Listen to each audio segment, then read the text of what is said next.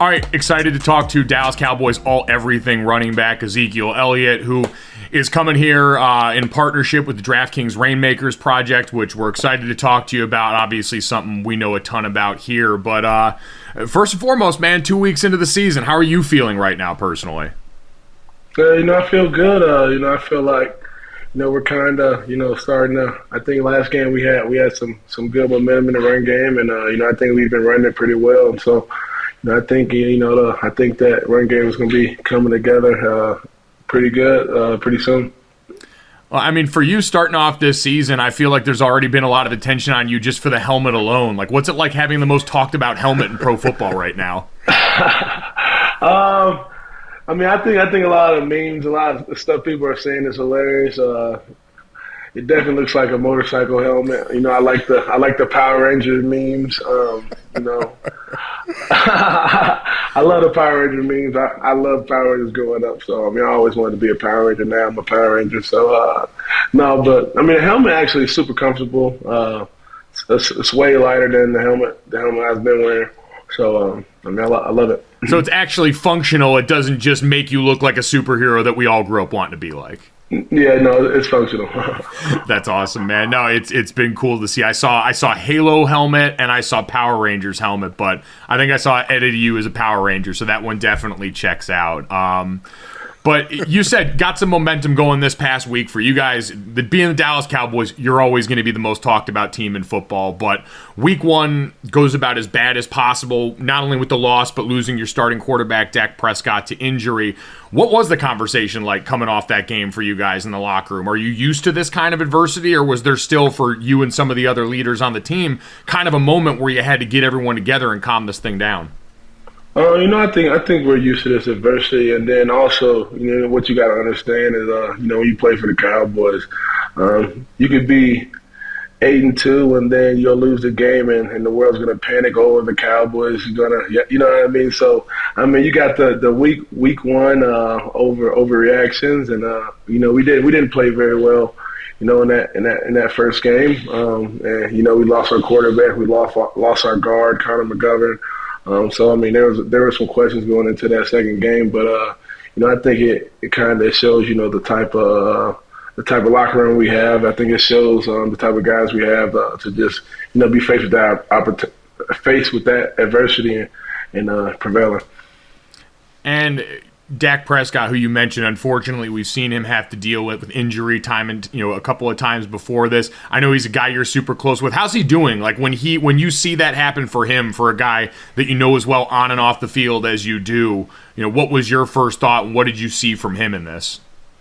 I didn't even know what to think at first when he came out the game, and I think I just kind of I never assumed the worst, and so I think once he told me he broke it, I was like, oh wow.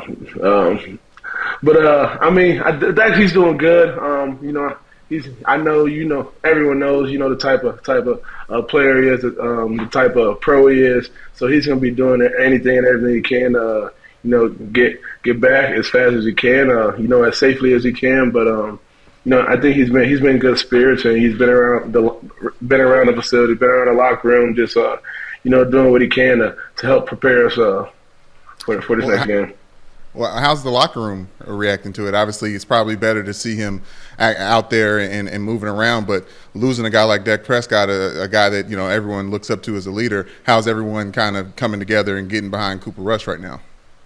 Coop is a guy. He's been around for a minute now. I think he's going in year 6. I think he spent 5 of them here in Dallas, and so he's a guy. He knows his offense. He's a little quiet at times, but if you know Coop, he's super chill. But more importantly, he knows his offense. So he when he gets in the huddle, you feel comfortable. He knows what he's doing out there, and I think he's more than good enough to get us through this little patch. You said he's kind of a quiet guy here. Do you guys try and get him out of his shell at all here? How does that show up around the locker room for you guys? I would say he's quiet, but I don't think we try to do anything to get him out of his shell. I wouldn't say he's like shy. But I mean, it's not like he's weird or anything. No, he like cool. He's a super cool dude. He just don't say much. I just figure with backup quarterbacks, they're always really good at cards and really good at golf. That's usually what those guys end up being nails at. Yeah. See, Coop, his handicap is 2. Wow. Oh, dang. So he's a good golfer. No, he's really good at golf. See, there are some stereotypes that are true, and backup quarterbacks being great at golf is always one of them. Yeah, he's really good at golf. Before we get out of the locker room, we played at Notre Dame together, offensive lineman, defensive lineman. We played with Zach Martin, the homie. Did he lose any money? Did you guys put any wagers on that first game of the season, Ohio State, Notre Dame, or how'd that play out? Just a little bragger, right? So, didn't put any money on it. But I mean, I think we knew the Buckeyes were going to take care of business. On the Zach front there, because I think for you, Dak, Zach, and a couple other guys in this team, you've been around for so long. You guys have been the core of this offense. As you look around at so many of the new faces out there, Tyler Smith that you've got now at left tackle after the injury to Tyron Smith earlier this season. You mentioned Connor went down early on in this. You guys signed Jason Peters to the practice squad. How have you guys viewed the changes in this team as some of the leaders who have been here through a lot of this? It's definitely super weird. This is the one that I'm in year 7 too. There's so much turnover in this league, and it seems like a lot of times just when you're starting to get to know a guy, might not be in their locker room anymore. But it's just something that you gotta. It's just it's part of the nature of the game, and we gotta evolve, and we gotta bring these new guys in, and we gotta. We got to teach them our culture. We got to make sure that they understand how things are done around here. And but I think we've been also blessed just to get some young guys that are they're hungry. They love this game, and they're looking for someone to lead them. So you mentioned going in year 7 now for you, being a veteran in this league. We always hear people say they're in the best shape of their life, they come back feeling good. But for you, how much do you tweak your process in the offseason, getting ready for the season as you've grown and as you become a veteran in this league? I think it's all a process, and I think every year your process is going to evolve. Because I think every year medicine is changing. There's different things to do, but I think you just gotta. I think it's all trial and error. Also, like you gotta try. I think it's important to try new stuff, but I think you gotta also do what ultimately makes you feel good. So you gotta what your staples are gonna be. How much has that process changed now with Tony Pollard being in that backfield with you? Before, when you were there, you were taking so much of the pounding on a week-in, week-out basis, and now to have another guy in that room that you guys trust to go and give you great touches in that game, does it change your approach to a game at all as far as, hey, knowing you're going to feel fresher later on because there is more of a give and take with you two? I'll say, I wouldn't say it changes the process as much, but yes, I have been fresher, because of having Tony around, and Tony, he's a great player. He's so electric every time he touches the rock. He might take it to the crib. He definitely help keep me fresher. Okay, well, I want to move to the defensive side of the ball real quick. Talk about your boy Micah Parsons. Now, 2 instances. I just want to hear two quick stories. When did you know that he had that dog in him, and then when did you know that he was him? I'll say my first because you hear all these guys. Honestly, his class they had a lot. I think that his class was the COVID year, so none of them went to the combine, and they all had crazy 40s. And so he's like, yeah, I run 4.3. I'm like, yeah, you didn't run at the combine. So I don't know if I counted 4.3. And then one day he just it was one day in OTAs, and he ran up on me his closing speed was so crazy. I'm like, man, no, you really are 4.3, man. And the dude he's a freak athlete. The dude, he could play any sport. He's a good bowler. We had a home run derby. He hit 15 home runs. The dude could do it all. But I mean, and then I would say, you say when I realized he was him, I would say, I mean, you see him last year. We really let him rush. We let him rush, but like he's a rookie. They didn't really want to put too much on his plate, so like kind of let him learn linebacker, and then they start letting him rush at end. But I'll say this offseason, he really was like he probably spent half the days he'll play DN and OTAs, half the days he'll play linebacker, and I mean this dude is. He's a demon. I mean, every week they do like a get off contest. It's like for 5 yards, and I mean, I'll say probably Michael's won that race. Like all the special team does like a 5 yard get off, and Michael runs every weekend. I mean, he's won probably 90% of the time. Damn. So I mean, the dude is fast. He's strong. He can really do it all. But I mean. The way when I saw him rushing this offseason, like I mean he's almost impossible to block. The dude is a beast. I feel bad for all those guys having to block him. I'm happy on my team. Yeah, no, I thought of Lel Collins last week, your former teammate who's playing with the Bengals now, who I'm sure saw him in practice plenty, but seeing him at game speed, man, that's a tough ask and a tough out for anyone that's going to line up across from that dude. Although I did want to ask you because week 1, Leonard Fournette had the chip against Micah Parsons that went kind of viral, and there was all this discussion. Von Miller was saying he wanted to take chip blocks out of the game because you're hitting these guys from the blind side here. Were you surprised that so many people were mad about something that's been as part of the game as chip blocks have for you in the running back room for a long time? Yeah, I think it's a little weird that one. But I mean, like I said, like when you play for the Cowboys, like they just want to. I mean, you know what I mean? It gets amplified, and so I mean that's Micah Parsons, that's our best player getting chipped. You know what I mean? So I mean it's gonna bring up a lot of discussion. But I mean, I've been chipping since I've been in the league. And I've had probably a bunch of that looked like that or way worse. And I mean, I think it's been part of the game. I mean, it's not a dirty play until they take it out. But I mean, yeah, it's been part of the game. I mean, that's a big part of the game. I mean, for me, if I'm playing against a guy like Micah Parsons, I told Micah, I'm like, Micah, if I played against you, I'd be chipping you all day. You know what I mean? Like, I'm sorry. Like, that's the only way we're gonna be able to block you. And it's just a chip. You got something else to do right after that. Well, shoot. I mean, but also like you got to change your rush pattern. You can't just if you see the back over to your side. You know what I mean? Maybe you're not going to be able to rush. You know, on the outside, you're going to have to rush down the middle or make an inside move on that tackle.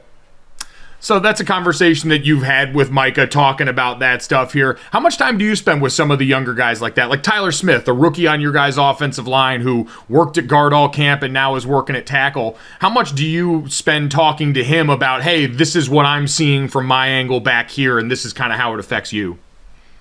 I just think like, just any time, you know what I mean, you can give a younger guy a nugget or something, they can take with them to help improve their game or help improve that chemistry. I think you got to take advantage of all those opportunities. And so, anytime I see, I might need to do that, I'll definitely do that. What stands out to you about Tyler so far from what you've seen? I'll say, man, his strength, he's strong. He's strong. Like once he gets his hands on guys, there's not really much they could do. I seen him. He forked. I can't remember. It was in camp, but like he struck one of our D linemen and like lifted him off the ground. And I'm just like, this dude is like crazy strong, and I mean he got so much potential, and just like he's been learning so fast. He played guard all OTAs, and really like a lot of camp, and then had to switch to tackle at the end of camp. And I mean he's getting better and better every time we go on the field, and just playing his tail off. It's been really impressive to watch, and for a young guy to make that adjustment, no doubt it takes a lot of mental fortitude as well as all that physical strength that you talked about there. You've mentioned a couple of times just being a Dallas Cowboy, how different it is. You don't know anything different. You've been a part of a major program in college at Ohio State. You've been a Dallas Cowboy your whole career, but I'm sure you've got friends and guys that you played with that are on other teams and see that. Are other people around the league kind of amazed with what you guys have to deal with on a consistent basis and always being the subject of the news no matter what you do? Yeah, I mean, I think it's something like that is different, and it takes a little time to get used to. But I mean, it's just all part of it. It's not going to change anytime soon, and I'd say it's a blessing. Well, talking about specifically on the field, Ashley Nicole Moss, a friend of the show, says that the NFC East is the reality TV show of the NFL just because everyone wants to know what's going on. What do you think about the rest of your opponents in the NFC East right now? We got the Eagles doing their thing. The Commanders got Carson Wentz right now. Giants seem competitive in a way that they haven't been able to. Saquon Barkley's kind of getting back after it. What do you think about the competition in the NFC East right now? So, I think the competition in the East is hot. I think we everyone has a good team. The Giants are looking good. The Eagles are looking really good. I think, Commanders had a bad week last week, but I mean, they're a good defensive team, and, they're only going to get better once they get Chase Young back. But I think we got a good start to our season in the NFC East, and I'm looking forward to this weekend going up to New York. Going to be exciting. It definitely is one of the most talked about divisions every year in football. Zeke, before we get to some of the Rainmaker stuff here, I wanted to just ask you one word to describe some of the people in your building over there in Dallas, your coaches, your teammates around there. So I'm going to throw you a name. You tell me what you think of when I say that name to you. Mike McCarthy. Pittsburgh. Pittsburgh. So wait, how does that show up on a day-to-day basis? What does Mike McCarthy do that reminds you of Pittsburgh? I would say there doesn't go a day that he doesn't bring up Pittsburgh. I think he's gonna make his Pittsburgh references every chance he gets. All right, Mike McCarthy, deeply Pittsburgh. Kellen Moore, what's the word? Creative. Do you ever go to Kellen with all the creativity and just tell him to run the damn ball more? Not those words, but I think Kellen, I'm sure he has like a never-ending playbook. All he does is he watches football, and I feel like even in his spare time he's watching football and like drawing up plays and trying to create something. But yeah, love Kellen. Dak Prescott. Leader. That one seems pretty self-explanatory. Zach Martin. Reliable. That also, I say he just I think I've never seen him like out of position. I've never seen him like not in a good football position. Like always got his feet in the ground. His hands inside. He's just He's just so fundamentally sound. I feel like Zach, and I always joke, Zach Martin, I don't know what he does with all the money that he's made, because I feel like if you went in his closet, he would still have the same khakis and button down that he wore on draft night when he met Jerry Jones. He's never been a guy that, have you gotten Zach to go out here and buy anything expensive? Have you guys gotten him to level up style-wise at all? Because I feel like he's the true O-lineman in that sense. No, he definitely the true alignment in that. And I'll say the one thing, I'll say he'll spend his money on is he's a big whiskey collector. So he has a huge whiskey collection. All right, that's always a good guy to know. Good house to be able to go over to whenever you get a chance. Last one here, Jerry Jones. Jerry Jones.